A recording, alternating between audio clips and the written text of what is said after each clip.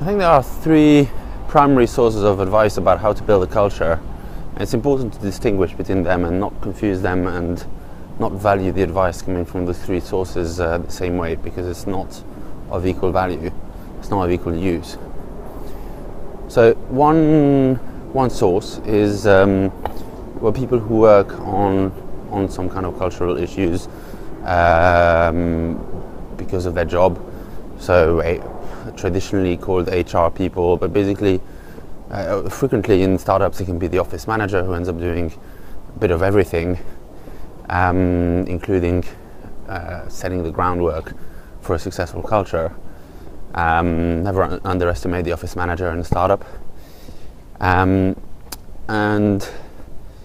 the advice from there is helpful because there are people who are actually working with this, but it's important to know that they frequently don't have the full perspective on why this is being done and how, so what the long-term vision is, where the startup will be, where the company will be in the future.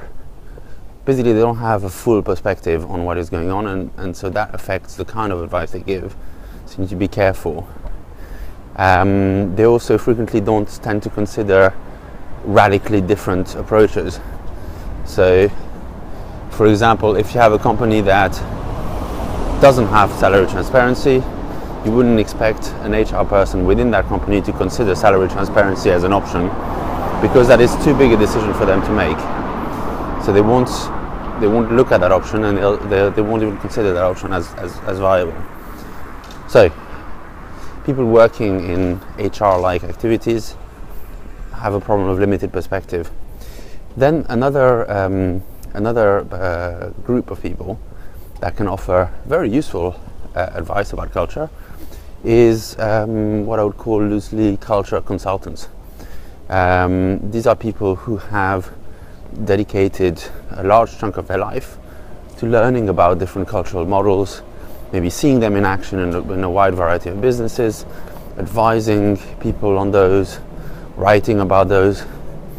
Frederic Laloux, for example, the author of Reinventing Organizations, is in this category. He's not a founder himself, he's not working in HR, he's an academic, probably either already with some practice or about to have some practice of actually advising startups or advising companies. And the value of the advice there is precisely the perspective of having seen many very different companies doing things very differently. What consultants frequently lack is the in-depth, hands-on experience of actually making it happen and the kind of real issues hit on the ground, although that really depends on the consultants, because some of them really do help with implementation. That said, I always look at advice from consultants, whether via book or via other means, as slightly suspicious, because they're not doing it themselves. They're just advising other people on doing it. And there's a lot of stuff that you see when you're the one doing it that you don't really see if you're just advising the person who's doing it. And finally, to me, the third category and the most valuable advice, and where I try to get most of my advice, is other founders and CEOs, people who are running companies, people who are actually doing this stuff day in, day out. This is the most valuable because they have both the perspective and the hands-on experience, and they have the responsibility. That is perhaps the most important point.